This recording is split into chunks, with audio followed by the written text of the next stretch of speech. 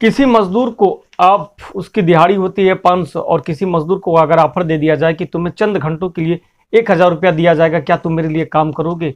या सुनते कौन मजदूर तैयार नहीं हो जाएगा। ठीक इसी तरह एक घटना है उत्तर प्रदेश बलिया जिले की, जहां पर एक गांव है मनियर का एक मजदूर होता है जिससे कहा जाता है कि तुम्हें चंद घंटों के लिए काम करना है, तुमको 1000 तुम्हें रुपया दिया जाएगा। वह तैयार हो जाता है, पूछता है कि कहाँ चलना है, तो उसको बताया जाता है कि तुम्हारे गांव से कई लड़के जा रहे हैं। यह बात वह सुनकर वह तैयार हो जाता है और तैयार होने के बाद इंटर कॉलेज में सामूहिक विवाह का कार्यक्रम चल रहा था। उस विवाह समारोह में 568 जोड़े आए हुए थे और जो दूल्हे रह जाते हैं महज 500 से भी कम। ऐसे में कोई करे तो क्या करे, उन दूल्हों की जगह उन्हें बैठा दिया जाता है और इन्हीं बीच में दूल्हा जो कम पड़ जाते हैं।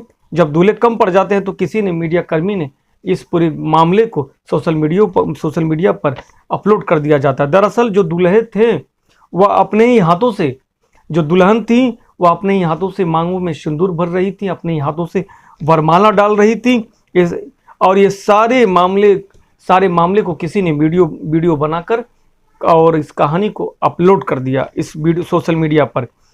ऐसे ही गड़बड़ करता है और रुपए पाने के लिए। मगर आज के जो मैं आपको जो आज सच्ची घटना जो सुनाने जा रहा हूँ, जो बताने जा रहा हूँ, यह घटना है एक बलिया जिले की। जिस तरीके से या आप सोचने पर मजबूर हो जाएंगे कि कोई इंसान गरीबी के चलते क्या इतना भी बड़ा कदम उठा सकता है क्या? तो जी हाँ, आयुष यात्रा क्राइम चैनल पे आप सभी लोगों का स्वागत करते हैं। अगर आप नए हैं तो आपसे गुजारिश है कि हमारे चैनल को सब्सक्राइब, लाइक, शेयर, कमेंट करना ना भूलें।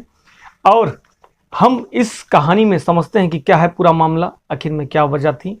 तो चलिए आइए जानते हैं इस कहानी में, आप बने रहें। कहानी है आज की जो सच्ची घटना मैं आपको सुनाने जा रहा हूँ।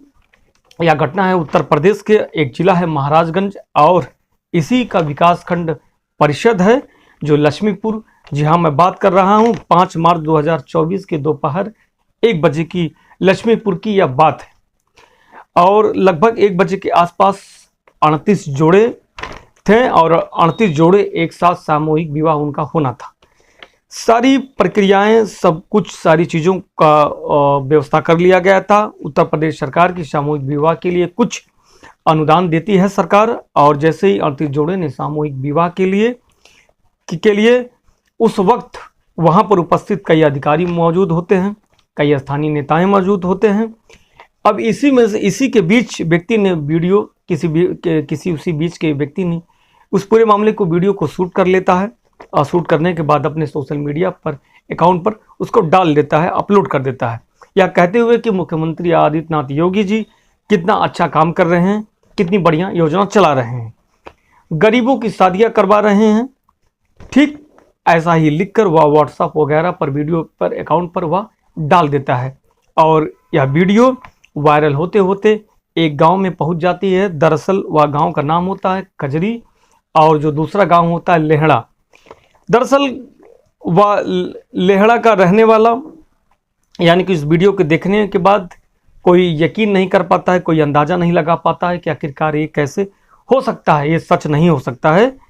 कि तभी यहीं से एक आवाज़ चलती है 5 मार्च 2024 की कि एक तारीख थी जिस दिन शादी होते धीरे धीरे वह बात कर चलते एक गांव ब्लॉक स्तर पर, फिर तहसील स्तर पर, फिर जिले स्तर पर और यह बात डीएम तक पहुंच जाती है। और डीएम तक पहुंचने के बाद पूरे इलाके में प्रदेश स्तर पर यह बात फैल जाती है। अब शायद ही कोई ऐसा व्यक्ति अनजान होगा जो इस पूरे मामले के बारे में ना जानता हो। शुरुआत कुछ इस तरह होती है कि गांव में कजरी की रहने वाली प्रीति यादव और लेहड़ा गांव का रहने वाला रमेश यादव आपस में एक दूसरे को लोग जानते थे और घर वालों की रजामंदी के साथ आपस में एक दूसरे के साथ शादी कर लेते हैं अपनी मर्जी से। शादी हो जाती है। शादी होने के बाद रमेश यादव कमाने के लिए बाहर चला जाता है, यानी मजदूरी करने के लिए बाहर चला जाता है, नौकरी करने के लिए, मेहनत मजदूरी करने के लिए चला जाता है। उसको बताया जाता है कि मुख्यमंत्री योगी आदित्यनाथ की एक योजना 2017 से जो चलाई जा रही है, सामूहिक विवाह या एक योजना है, इसमें कुछ नकद रुपए मिलते हैं और कुछ घरेलू सामान भी मिलता है। जब यह बात सुनी जाती है तो वह कहती है कि अरे भाई, हमारी तो शादी हो चुकी है, ऐसा प्रीति यादव द्वारा कहा जाता है। लेकिन बिचौलिया ने प्रीति यादव को लालच देते हुए, समझाते हुए कहता है कि शादी तुम्हारी हो चुकी है तो क्या हुआ, इससे तुम्हारा ही तो पति है, बस 7 फेरे लेने हैं और लेने के बाद अपने घर आ जाना है। अब यह बात पूरी हो जाती है, तब प्रीति द्वारा पूछा जाता है कि इसके लिए हमें क्या करना होगा। तो बिचौलियों द्वारा बताया जाता है कि आपको ऑनलाइन आवेदन करना होगा। अब शादी के लिए प्रीति ऑनलाइन आवेदन कर देती है और दूसरी तरफ आवेदनकर्ता रमेश यादव भी आवेदन कर देता है। करने के बाद आवेदन की सारी प्रक्रियाएं पूरी हो जाती हैं और सारी प्रक्रियाएं पूरी होने के बाद कुल मिलाकर शादी की तारीख 5 मार्च 2024 के लिए डेट फिक्स हो जाता है और विकासखंड परिषद लक्ष्मीपुर उस मैदान में 38 जोड़े की शादी के लिए बाकायदा विवाह मंडप पूरा बना दिया जाता है, पूरा सजाया जाता है। और मंडप सजने के बाद अब यहाँ पर इंतजार किया जा रहा था। दूल्हा दुल्हन अपने परिवार के लोग आ जाते हैं और यह प्रक्रिया शुरू हो जाती है। वहाँ पर 2 पंडित जी होते हैं, एक पंडित जी मंत्रों का उच्चारण करते हैं, दूसरे पंडित जी दिशा निर्देश बताते हैं कि क्या करना है क्या नहीं करना है। ये सारी प्रक्रियाएं जो वहाँ पर चल रही थी। सामूहिक विवाह कराने में कई तरीके की अड़चनें होती हैं। इसी तरह से अड़चने वाली बात आती हैं तो 1 बज जाता है और 1 बजने के बाद प्रीति तो आ जाती है, लेकिन रमेश यादव वहाँ पर नहीं पहुँच पाता है और ना पहुँचने के कारण शादी होने वाली होती है। लेकिन रमेश को ना पहुँचने की वजह से स्थिति और भी बिगड़ती जा रही थी, क्योंकि बिचौलिया कह रहा था कि अगर ये शादी नहीं हुई तो जो ऑनलाइन आवेदन किया गया है वो तो पैसे मारे ही जाएंगे, खामेखा जो सरकार की तरफ से अनुदान मिलना है वह भी पैसा मारा जाएगा। अब ऐसे में कोई करे तो क्या करे, अब दूल्हा कहाँ से लाए, इसी बात से स्थिति पैदा हो रही थी, समस्या पैदा हो रही थी। दूल्हा है कि नहीं, दूल्हा है ही नहीं। रमेश ने तो आवेदन तो कर दिया था, लेकिन आवेदन के बाद मौके पर उपस्थित नहीं हुआ था, नहीं पहुंचा था। ऐसी स्थिति में शादी नहीं होती तो अनुदान नहीं मिलता। अब ऐसी स्थिति में जो इसका सगा भाई होता है उसका नाम कृष्णा यादव होता है। कृष्णा यादव पास में ही खड़ा था अपने बहन के पास। बिचौलिया की नज़र उस कृष्णा यादव पर पड़ती है जो प्रीति का जो सगा भाई था। कुछ ही देर के बाद यह दूल्हे के उससे कहा जाता है कृष्णा यादव से, बिचौलियों की नज़र कृष्णा यादव पर जब पड़ती है तो वह कहता है कि अरे कृष्णा, थोड़ी ही देर की तो बात है, या दूल्हे का कपड़े पहनकर चुपचाप बैठ जाओ, कुछ बोलना नहीं है, कुछ कहना नहीं है और कुछ कोई बात नहीं है।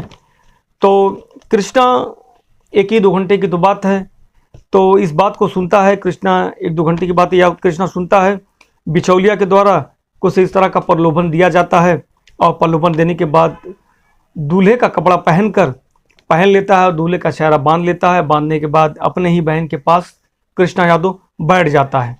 बैठने के बाद पंडित जी होते हैं और होने के बाद मंत्रों का उच्चारण शुरू कर दिया जाता है और पंडित जी द्वारा अब मामले को शुरू कर दिया जाता है कि माले को डालिए और बैठ जाइए, उठ जाइए, 7 फेरे ले लीजिए, खड़े हो जाइए। ये सारी प्रक्रियाएं चलती रहती हैं। लगभग 2 घंटे का समय, आसपास के 2 घंटे का वक्त बीत जाता है। उसी के बीच में से एक व्यक्ति खड़ा होता है और ये सारी चीज़ों को अपने मोबाइल में शूट कर लेता है।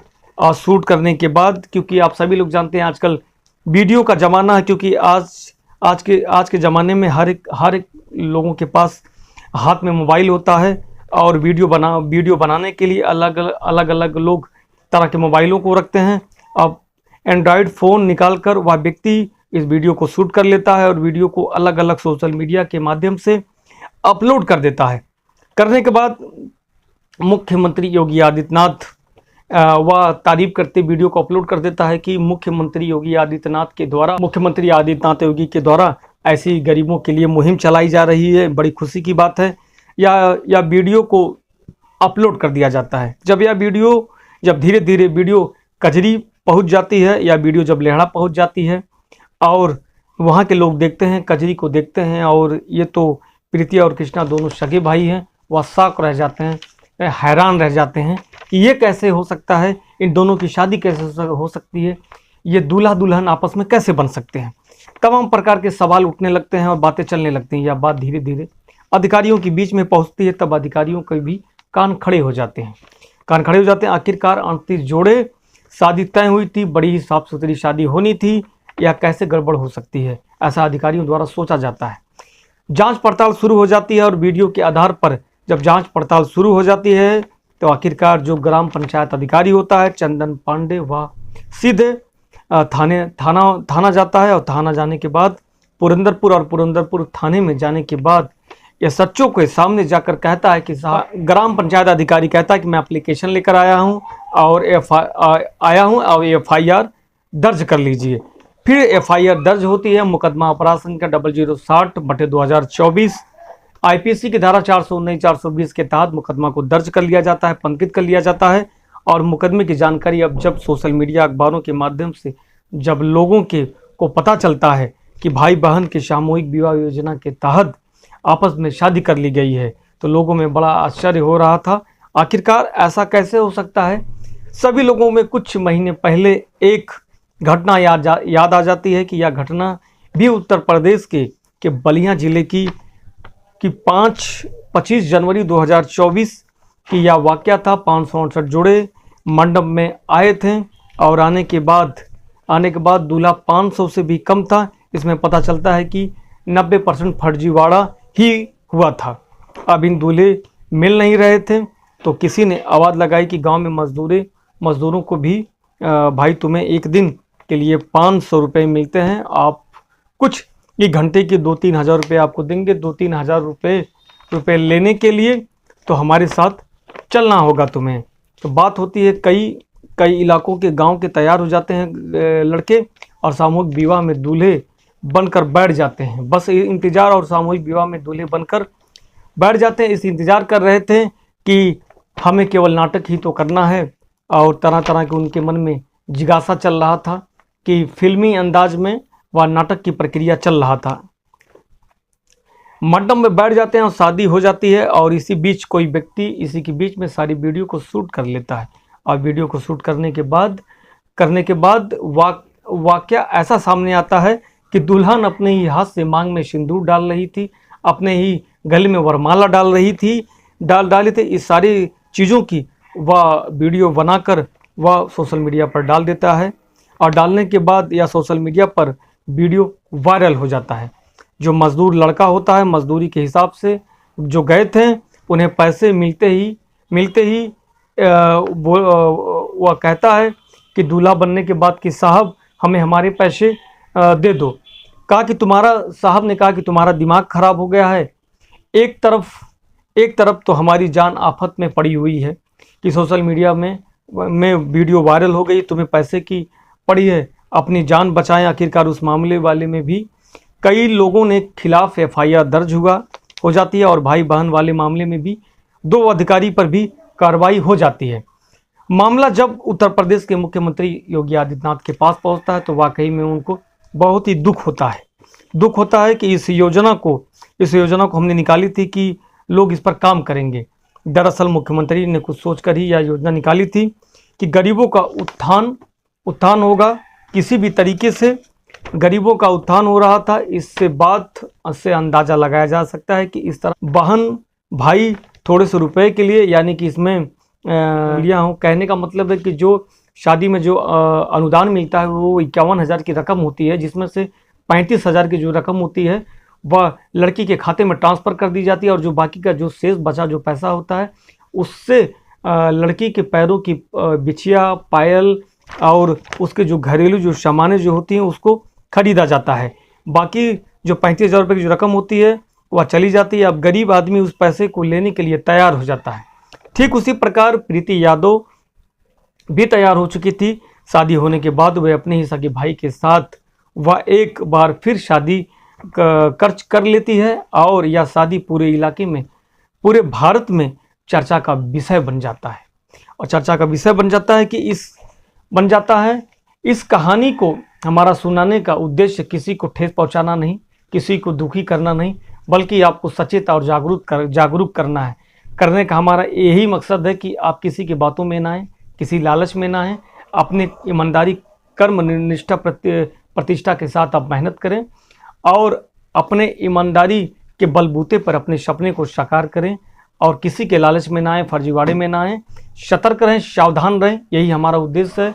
आप मिलते हैं एक नई सच्ची घटना के साथ, तब तक के लिए हम आपसे अलविदा लेना चाहते हैं। आप ऐसे ही प्यार और सपोर्ट करते रहें। तब तक के लिए जय हिंद, जय भारत।